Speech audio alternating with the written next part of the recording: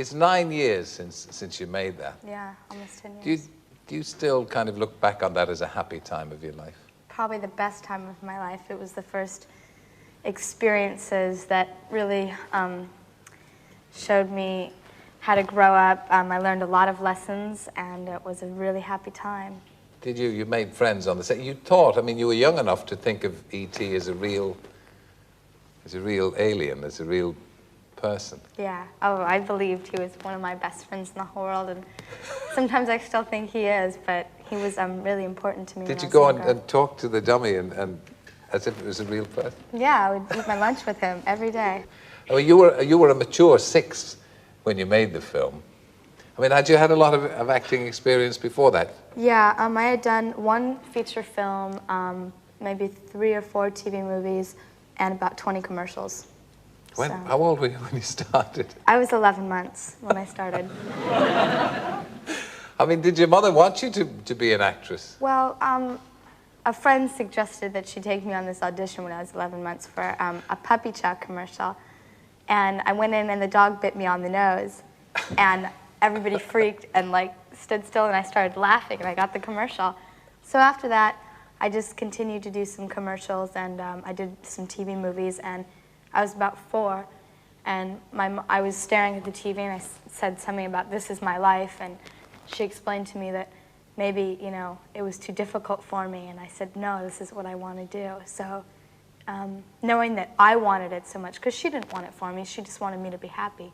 But when she understood that it was what I wanted, she helped me a lot. Well, you're a Barrymore. I mean, you come from such a long dynasty, a dynasty of actors and actresses. Yeah, but I didn't understand that when I was little.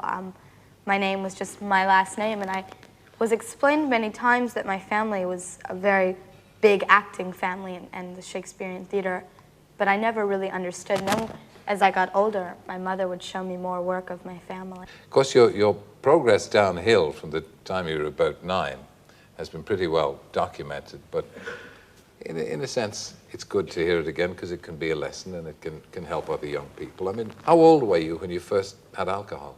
9. And then, well, how did you start to drink? So the usual way, somebody said, have a drink of this. Right. Well, I had grown up very fast, and it's not very normal to see a 9-year-old at a big Hollywood party drinking.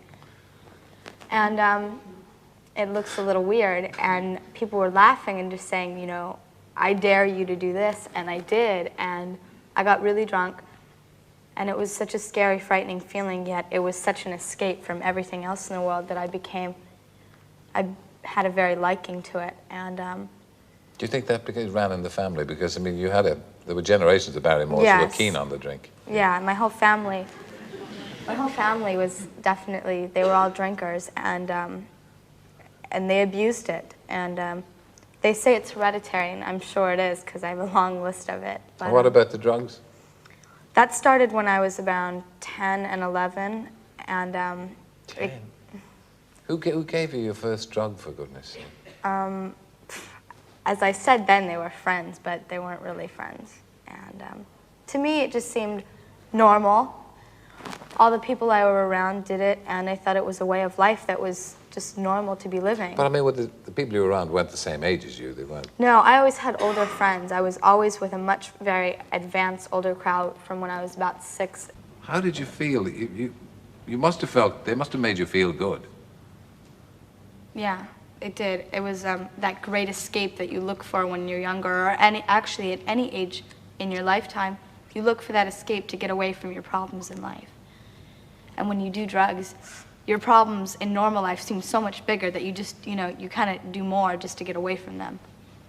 It's a complete downward It's a complete downhill cycle that you just get caught up into, and either you make it out or you don't, and it's very scary. And you went for the treatment, but that you had setbacks, hadn't you? You did some crazy things when you came out of treatment. Yeah, I did.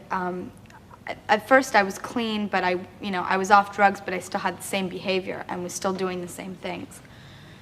And that's when I really got clean, when I realized I just wasn't doing it right.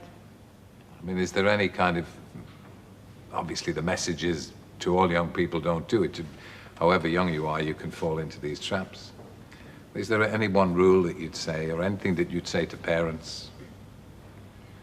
Well, that whole you can't just say no, because they don't listen. I didn't listen, and other friends of mine didn't listen.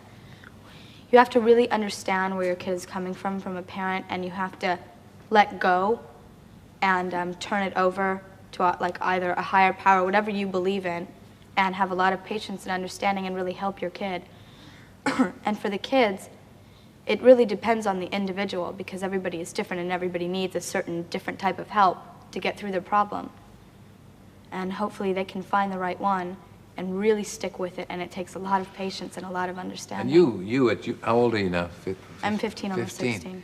And you're just living a day at a time? Yes, 1 minute, 1 moment. We wish you well, and it's good to see you look well. It's good to see a young person come out the other side. It must have taken a great deal of fortitude, strength, and intelligence, but it looks as if things are on the up for you. Very. We look forward to seeing E.T. with you in it. A very small Drew Barrymore, very innocent, with an awful time ahead of her, and now you're out the other side of it. And we hope you'll continue to be. Thank you. Drew Barrymore.